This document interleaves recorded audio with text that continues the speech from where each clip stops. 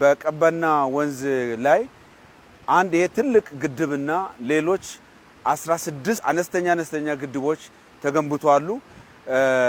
ከዛ በተጨማሪ ደግሞ 3 የወንዝ ቆሻሻዎችን አስምጦ የሚያስቀር ወደ ወንዙ ማይለቅ የሪቨር ባንክ ፕሮቴክሽን ተገንብቷል።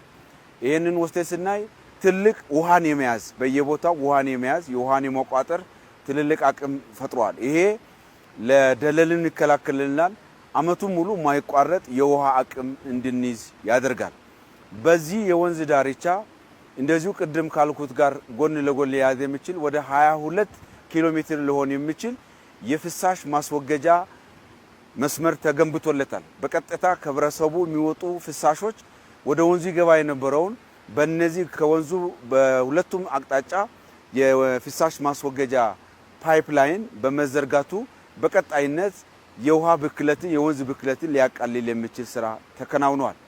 ወደ 23 የሚደርሱ የህዝብ መጸዳጃ ቤቶች ተገንብተዋል። ውሃ የተሟላላቸው ህብረተሰቡ የጽዳት አገልግሎት የሚያገኝበት የህዝብ የመጸዳጃ አገልግሎት የሚሰጡ ተቋማት ተገንብተዋል።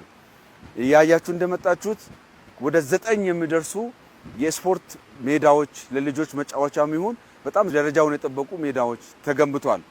ከዛ ባለፈ ትልልቅ ድልድይ ወደ 21 የሚደርሱ ድልድዮች ተገንብተዋል። ተንጠልጣይ ድልድዮች 3 አሉ። በኮንክሪት የተገነባ 9 አለ። በብረት ለእግረኛ የተገነባ ወደ እንደዚሁ 6 አለ። በአጠቃላይ ወደ 21 የሚደርሱ መሸጋገሪያ ድልድዮች ተገንብተዋል። ከዛ ባለፉ በርከት ያሉ የህብረተሰቡ ሊገለገላቸው የሚችሏቸው አሚኒቲስ ካፌዎች፣ ሬስቶራንቶች፣ መዝናኛ ቦታዎች ተገንብተዋል። ስለዚህ የቀበና ወንዝን ክቡር ጠቅላይ ሚኒስትራችን በአንድ ወቅት እንደተናገሩ ኮሪደር ስራ ስንጀምር በጣም የደቀቁ ሻንቲ የሆኑ አካባቢዎች ሲለሙ ቅርስ ነው የተባሉ ልማቱ እንዳይቀጥል ማነቆ የነበረበትን ሁኔታ ያስረዱበት እነዚህ የደቀቁ የደከሙ ወይ በጥገና ያልታደሱ አካባቢዎች ቅርስ ነው በሚል ሂሳብ ብቻ ልማት እንዳናለማም ያደርግ የነበረውን በምሳሌነት ያቀረቡት ቀበና ወንዝ ነው። ቀበና ወንዝ ለምንድነው ማናለማው? ለምንድነው ቅርስ ማይሆነው? ለምንድነው የኛ ሀብት ማይሆነው ብሎ ነው ያነሱት የነበረውና ዛሬ የቀበና ወንዝ የአዲስ አበባ ሀብት ሆኗል። ቀበና ወንዝ ዛሬ የአይን ምግብ ነው። ቀበና ዛሬ ለጆሮአችን ዜማ የምንሰማበት ነው። ቀበና ዛሬ ለአፍንጫችን መልካም ጣዕም ያለው ጠረን የምናገኝበት አካባቢ ሆኗል። ስለዚህ የአእምሮ እረፍት የህሊና አሴት የምናገኝበት አካባቢ ሆኗል ማለት ነው።